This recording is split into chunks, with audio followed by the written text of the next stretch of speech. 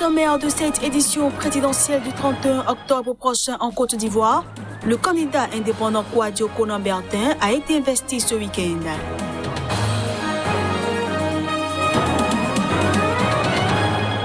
Environ 200 personnes ont manifesté à Luanda pour réclamer le départ d'un proche du président João Lourenço, accusé d'avoir transféré des fonds publics sur des comptes offshore au Panama et au Portugal. Et puis un violent incendie a ravagé dans la nuit de samedi à dimanche un marché historique de Dakar, spécialisé dans la brocante et les boiseries, baptisé Pâques Lambé.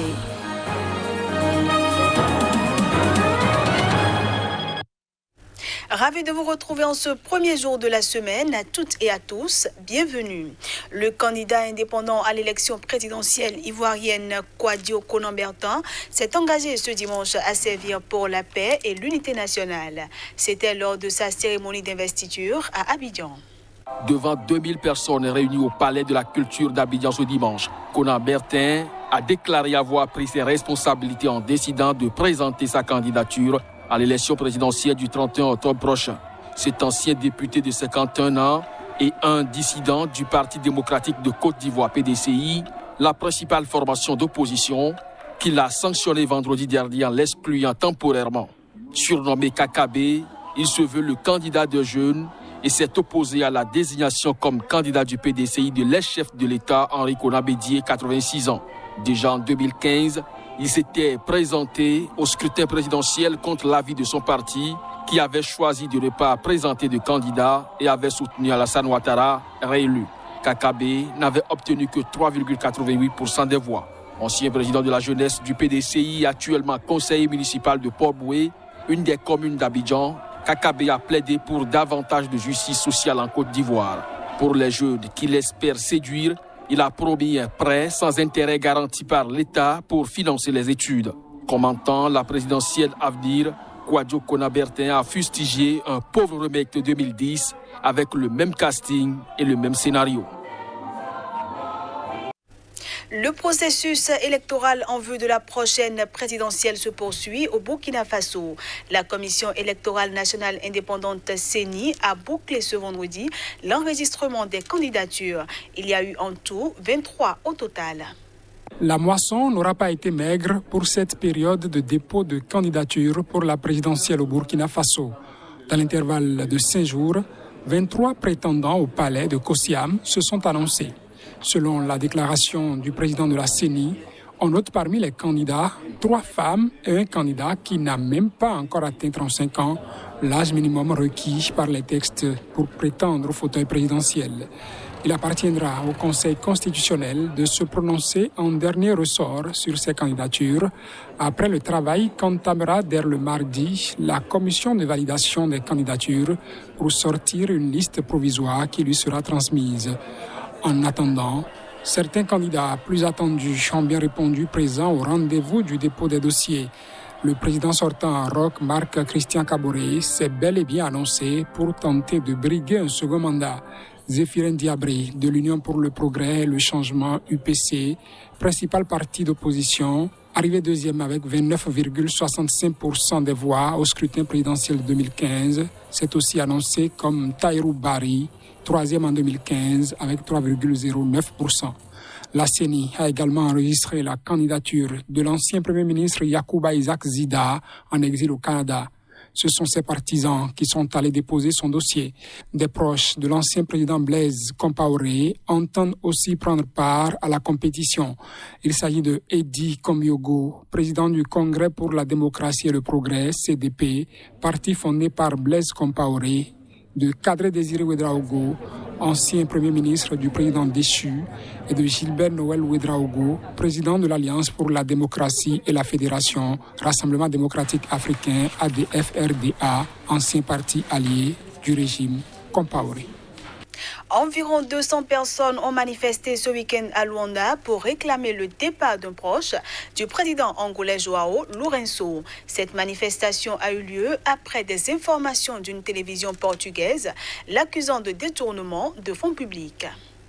La télévision privée portugaise TV24 a enquêté sur plusieurs contrats publics accordés à des entreprises appartenant au directeur de cabinet et bras droit du président Lorenzo et Deltruide Costa.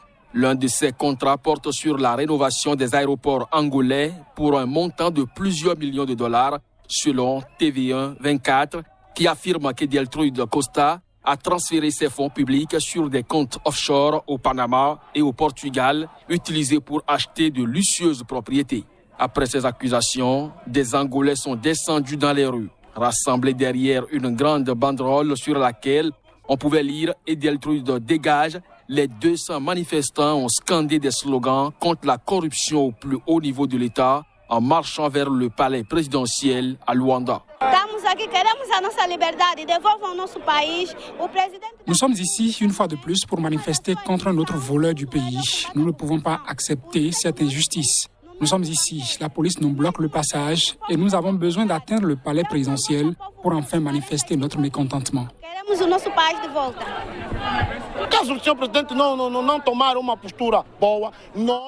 Si le président ne prend pas une bonne décision, nous, la jeunesse, n'allons pas nous arrêter. Notre mission est d'atteindre le palais présidentiel pour exiger la démission de Deltruide Costa. Il doit être démis de ses fonctions. Les voleurs ne doivent plus rester au pouvoir. Le pouvoir appartient aux hommes honnêtes et le peuple veut que les honnêtes gens gouvernent.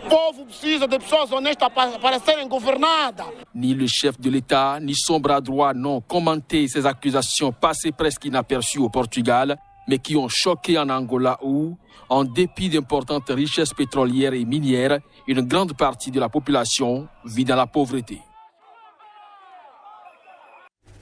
Ce journal se poursuit. Les deux gouvernements rivaux de la Libye se sont retrouvés ce vendredi à Boznica au Maroc pour la suite du dialogue entamé il y a peu. Des parlementaires des deux camps étaient présents à ce deuxième round. À l'ordre du jour de ce dialogue libyen, la répartition des institutions régaliennes, en présence de parlementaires des deux camps rivaux, représentant le Haut Conseil d'État aligné sur le Premier ministre Fayez al-Sarraj et le Parlement de Tobrouk, les discussions à cet effet ont été lancées.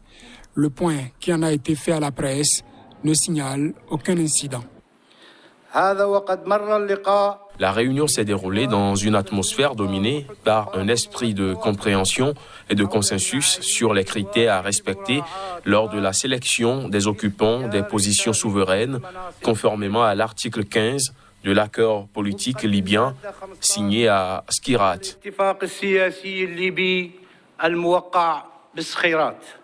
La Banque centrale, la Haute Commission électorale, la Commission anticorruption sont entre autres institutions visées par cette répartition. Mais au-delà, elle doit intégrer un plan plus global sur la gouvernance de la Libye. Les réunions se poursuivent afin de parvenir à un consensus global sur toutes les mesures liées à l'article 15 de l'accord libyen.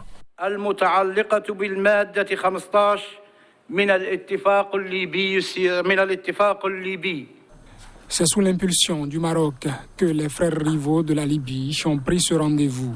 Ils entrent dans le sillage des efforts de médiation souhaités par les Nations Unies en vue d'un processus de règlement politique. Un violent incendie a ravagé dans la nuit de samedi à dimanche un marché historique de Dakar, spécialisé dans la brocante et les boiseries, baptisé Pâques Lambert. Il faut dire que l'origine de l'incendie n'est pas encore connue. Les pompiers sénégalais sont intervenus sur le site d'un marché historique en bois réduit en cendres dans le centre-ville de la capitale Dakar, suite à un incendie qui s'est déclaré tard le samedi. Il n'y a pas eu de mort, seulement des dégâts matériels ont déclaré le secours ce dimanche matin, toujours présents sur place, notamment les pompiers armés de lances à eau près de tas de gravats fumants. L'origine de l'incendie n'est pas encore connue. Métropole ouest-africaine de quelques 3,5 millions d'habitants, Dakar est régulièrement touchée par des incendies, en particulier dans les marchés informels. Pour finir cette édition, le nord du Mali a enregistré une résurgence des cas de paludisme ces dernières semaines. La situation politique dans le pays n'arrange pas cette situation sanitaire qui inquiète les professionnels de santé en service dans la région. En une semaine, près de 13 000 cas de paludisme enregistrés, dont 23 morts. Le moins qu'on puisse dire avec ces chiffres et que le paludisme est aussi fatal que les attaques djihadistes dans la région nord du Mali, surtout avec la saison des pluies en cours. Donc il y a une grande pluie et voilà, le paludisme est là. Le paludisme il est là.